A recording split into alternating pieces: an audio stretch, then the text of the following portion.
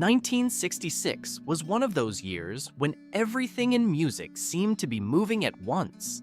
The British invasion was still running full steam. Motown was at its commercial peak, and a handful of artists were quietly pushing studio recording into territory nobody had ever attempted before. The songs from that year don't sound old, they sound like themselves. And this year, they turned 60. These are 10 songs that turned 60 this year, hits from 1966. Number 10, Monday Monday by the Mamas and the Papas. Monday morning, it was all. Monday Monday arrived in May 1966, and it climbed to number 1 on the Billboard Hot 100, staying there for 2 weeks. For a group that had only formed a year earlier in the warm current of folk rock emerging from New York's Greenwich Village scene, it was a remarkable arrival.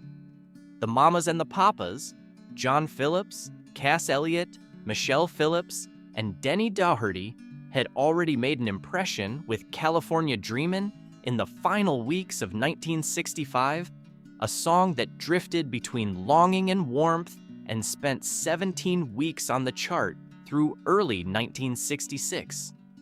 Monday Monday was their commercial peak.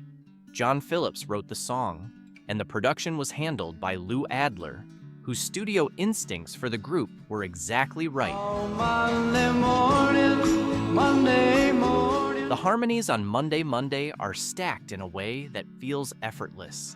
The kind of blend that only comes from people who genuinely understand each other's voices. Cass Elliott's lead on certain sections sits above the rest, with a weight and warmth that she made seem completely natural. The song won the Grammy Award for Best Pop Group Performance at the 1967 ceremony. It was the only Grammy the group ever won, which in retrospect seems like a stingy response to a catalog that still sounds exceptional. The Mamas and the Papas officially disbanded in 1968, but the recordings from that 3-year run remain precisely where they placed them. Sometimes it just turns out that way. At the center of a particular moment in American music.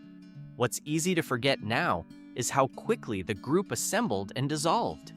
They signed with Dunhill Records in late 1965, released California Dreamin' as their debut, and within 18 months had already recorded everything they'd be remembered for. The harmony sound they developed, deeply blended, rhythmically assured, with John Phillips's arrangements supporting rather than dominating the voices, influenced California pop for years.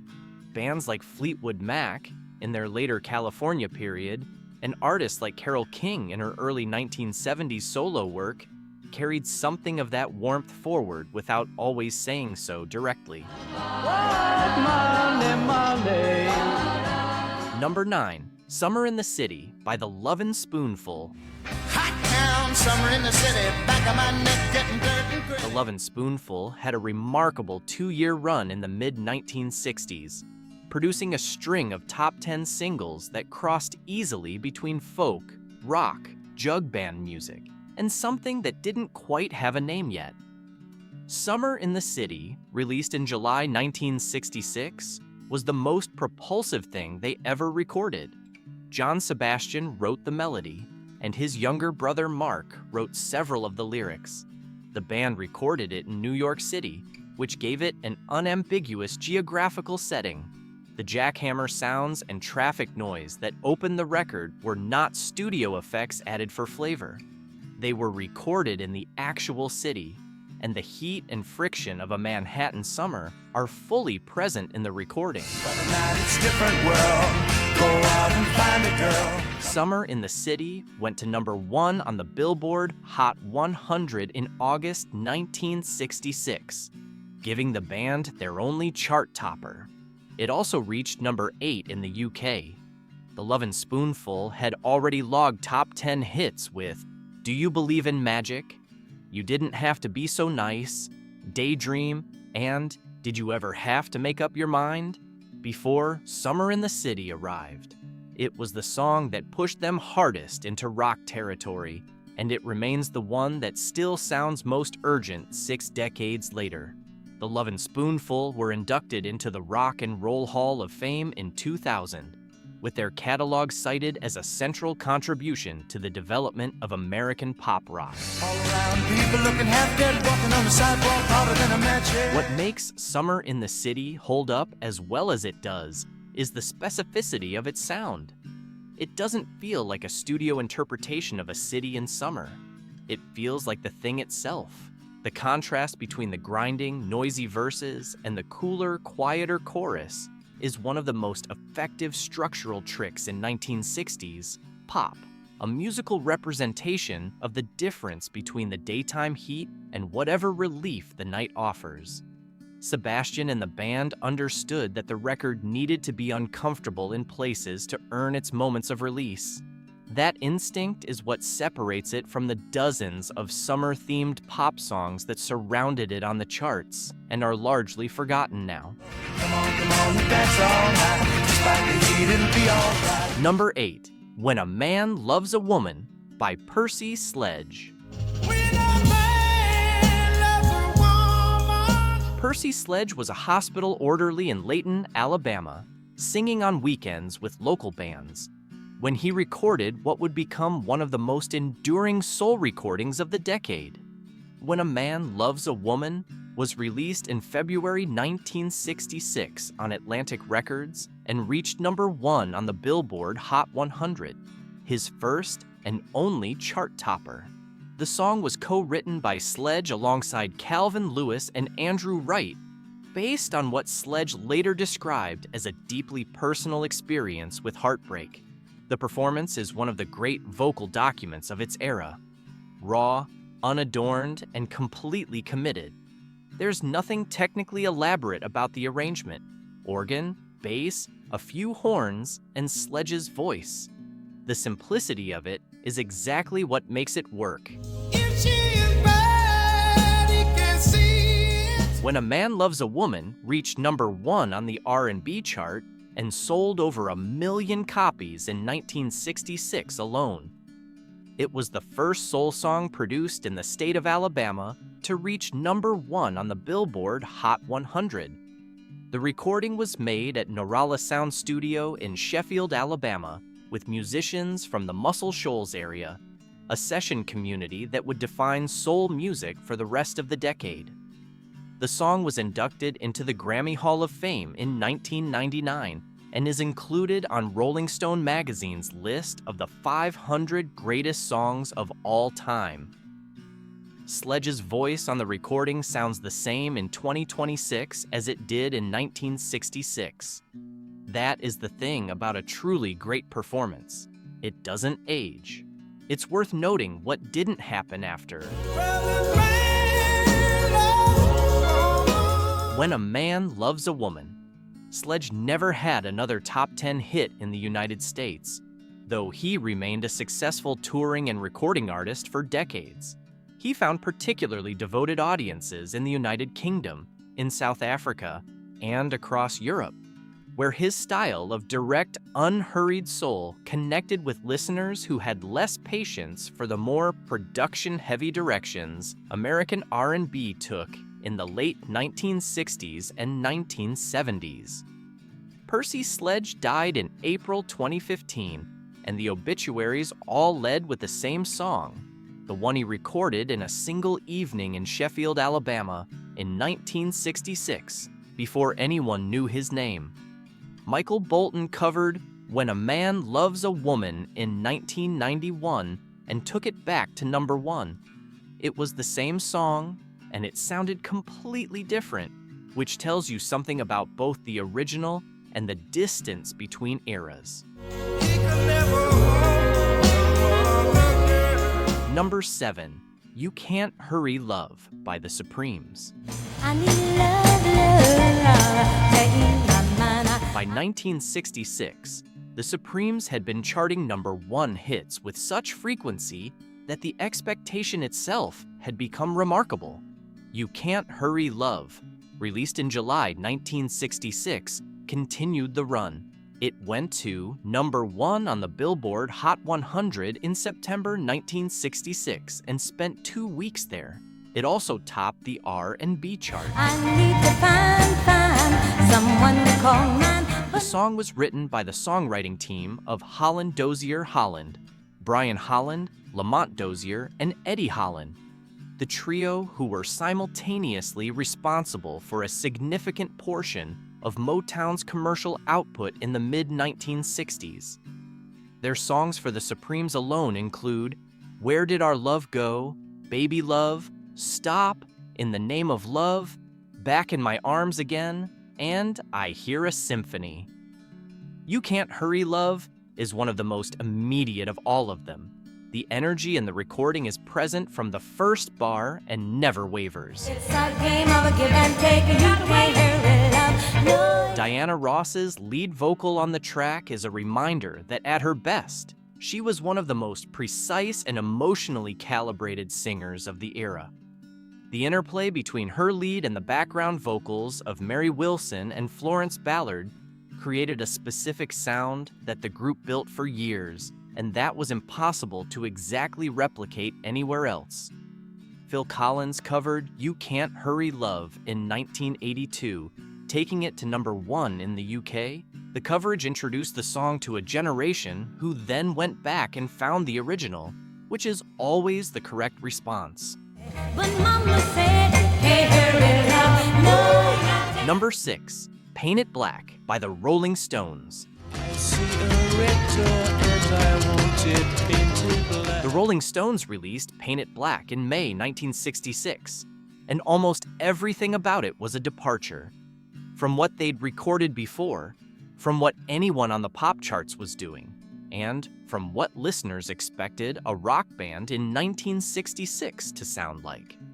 The song was written by Mick Jagger and Keith Richards, and it features a sitar part played by Brian Jones that drives the entire arrangement. The use of sitar placed it in a conversation with the broader cultural interest in Eastern music that was accelerating in 1966. The Beatles had incorporated the instrument into Norwegian wood the previous year, but the Rolling Stones used it in a considerably harder context. The mood is dark and restless in a way that the pop charts had rarely accommodated before. Paint It Black reached number 1 on the Billboard Hot 100 in June 1966, staying there for 2 weeks. It was also number 1 in the UK. In 2004, Rolling Stone magazine ranked it number 174 on its list of the 500 greatest songs of all time. The song appears in the 2004 version of the list and has remained in subsequent revisions. The recording was made at RCA Studios in Hollywood in March 1966, with the core band arrangement and overdubs completed in relatively short sessions. The Stones were prolific in 1966. They released the album Aftermath the same year, which was notable as the first album they recorded consisting entirely of Jagger Richards compositions. Paint It Black has had a second and third life in film and television that few 1966 songs can claim.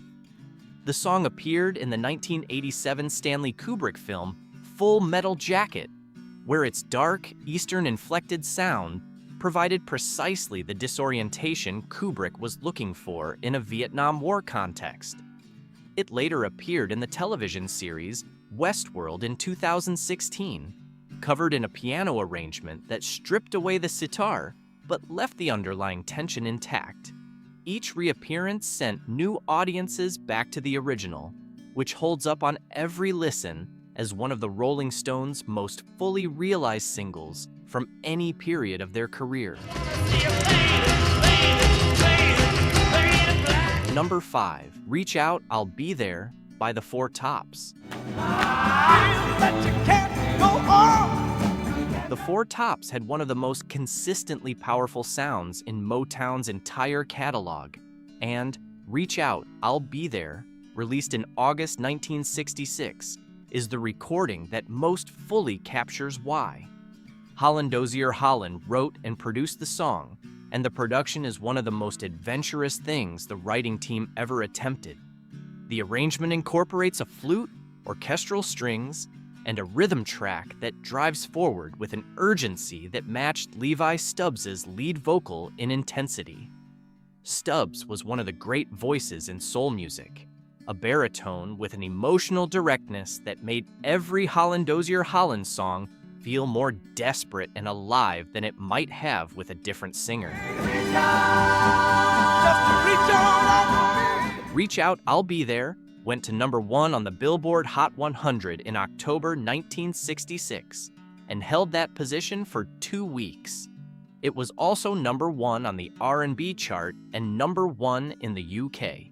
One of the few Motown recordings to achieve simultaneous chart-topping positions on both sides of the Atlantic. The song was inducted into the Grammy Hall of Fame in 1999 and is included on Rolling Stone's list of the 500 greatest songs of all time. Among the recordings from 1966, it stands in a separate category, a piece that pushed both the performers and the producers to the outer edge of what the medium could do.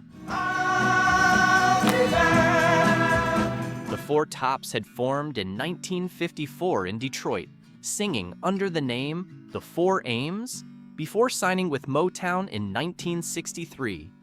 Levi Stubbs, Ronaldo Obi Benson, Lawrence Payton, and Abdul Duke Faker remained together as the same four men for over 4 decades without a single lineup change. One of the most remarkable records of stability in the history of popular music. Holland Dozier Holland understood what they had in Stubbs specifically, a voice capable of making urgency sound effortless and vulnerability sound dignified. Reach Out, I'll Be There is the fullest expression of that understanding. When the piano drops away and Stubbs's voice comes forward in the final stretch of the recording, it is one of those moments that make a song feel necessary rather than optional. I'll be there. Number 4, Strangers in the Night by Frank Sinatra. Strangers in the night. Frank Sinatra turned 50 in December 1965. He had been a recording artist for more than 2 decades. He had survived career collapse in the early 1950s, rebuilt himself through one of the most remarkable second acts in entertainment history, and established Reprise Records as his own label. By 1966, most observers had a settled view of what Sinatra would and would not do. Strangers in the Night arrived in June 1966, and it reached number 1 on the Billboard Hot 100, staying there for 1 week.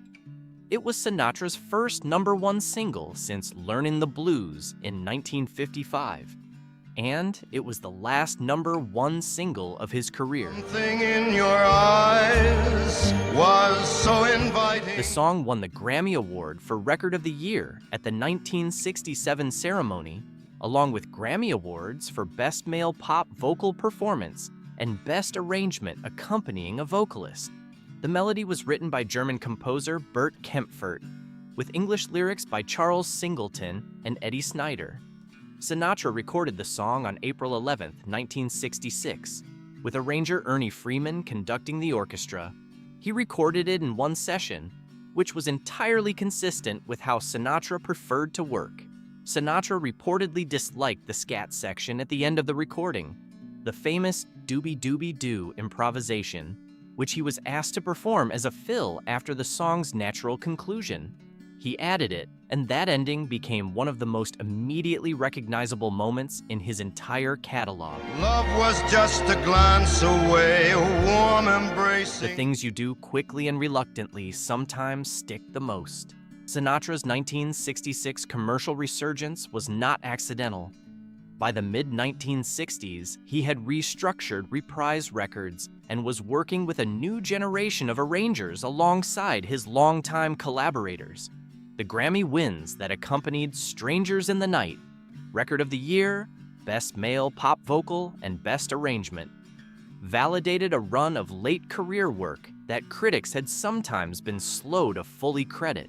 He was 50 years old and competing on the same chart as the Beatles, the Rolling Stones, the Beach Boys, and the Supremes.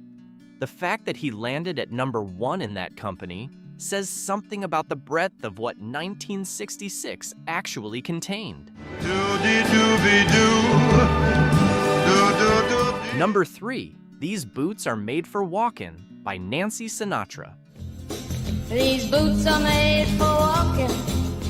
Nancy Sinatra had been recording since 1961 with modest results, managed in large part by her father's label and her father's associations, before songwriter and producer Lee Hazelwood reconsidered her sound entirely.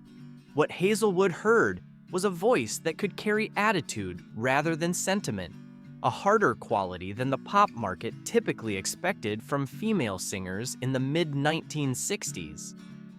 These Boots Are Made for Walkin' was released in January 1966. It went to number 1 on the Billboard Hot 100, staying there for 1 week, and number 1 in the UK. The production is instantly recognizable. The bass line that opens the record is one of the most identified bass lines in pop history, a descending figure that Hazelwood worked out specifically to anchor the song's confrontational tone. You keep lying when you ought to be truthin'. Hazelwood wrote the song originally imagining it as a man's song, something he might perform himself in his baritone, addressing a woman who'd done him wrong. He reversed the perspective for Nancy Sinatra, and that reversal is what made the recording. The power dynamic in the lyric, delivered by a woman addressing a man who has underestimated her, was considerably more pointed in 1966 than it would have seemed to any listener born after 1980. The song was ranked number 309 on Rolling Stone magazine's list of the 500 greatest songs of all time. The bass line has been sampled dozens of times across subsequent decades, and the image of Nancy Sinatra in white boots, delivering those words with absolute composure, became one of the defining visual and sonic moments of the entire decade. The professional relationship between Nancy Sinatra and Lee Hazelwood produced a body of work that extended well beyond These Boots Are Made for Walkin'. Their 1967 duet, Jackson, the same song that Johnny Cash and June Carter would later make their own, and their 1967 collaboration, These boots are made for walking, and that's just what they... Summer Wine, showed a different, more melancholy side of the partnership.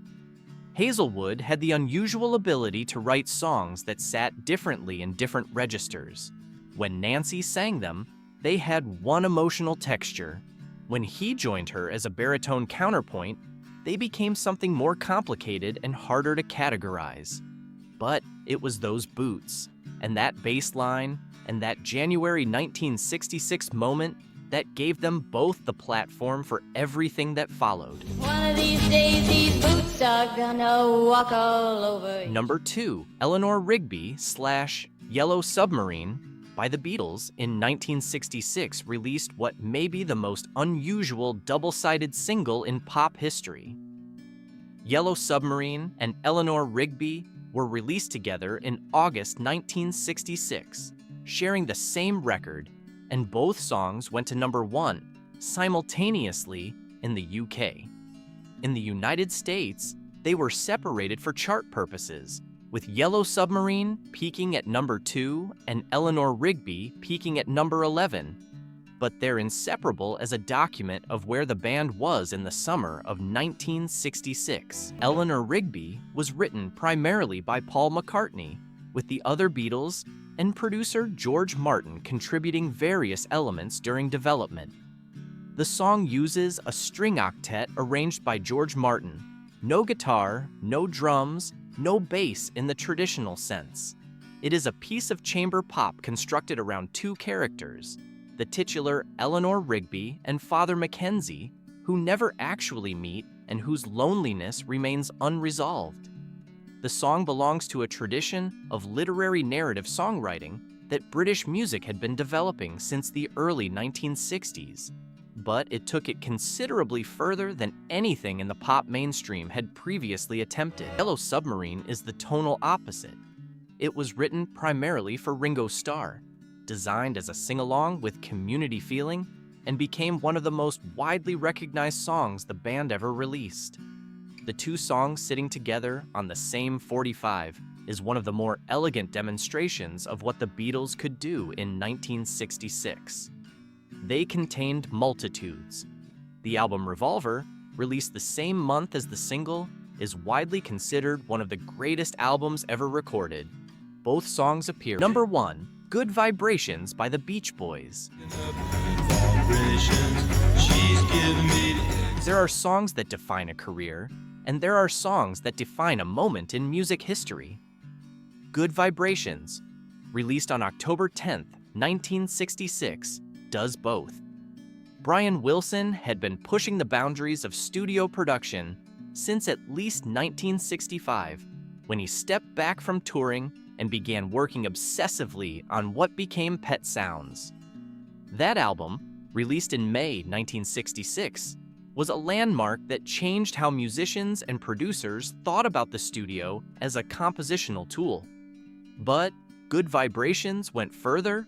Wilson called it a pocket symphony, and that description is accurate. The song was recorded across 17 separate sessions in 4 different studios. Western Recorders, Gold Star Studios, Sunset Sound, and CBS Columbia Square, each chosen for their specific acoustic properties. Wilson used over 90 hours of tape and worked with more than 30 session musicians over the course of the recording process.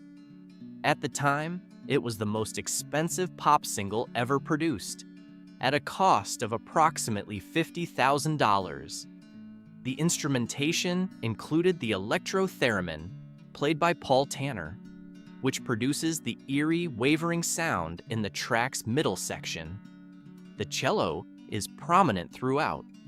The structure shifts between sections that function almost as separate movements, edited together with a precision that pop music had never previously attempted. I don't know where, but she sends me there. Good Vibrations reached number 1 on the Billboard Hot 100 in December 1966. It was the band's 3rd US number 1 and their first number 1 in the UK. Rolling Stone magazine ranked it number 6 on its list of the 500 greatest songs of all time. It was inducted into the Grammy Hall of Fame in 1994. Wilson's mother had told him when he was a boy that animals could sense invisible forces, that dogs would bark at some people and not others because of the energy people carried. She called these vibrations. He didn't entirely understand it at the time, but he held on to the idea. Years later, he built a number 1 record around it, a piece of music that still sounds like nothing else recorded before or since. 10 songs, all of them 60 years old in 2026, all of them still doing exactly what they were designed to do, which is make you stop and listen. 1966 was a year when music was changing so quickly that nobody could fully track it in real time. Looking back, the change is clear. What you hear across these recordings is a medium figuring out what it could become. And 60 years later, the best of them are still pointing in directions that feel genuinely forward.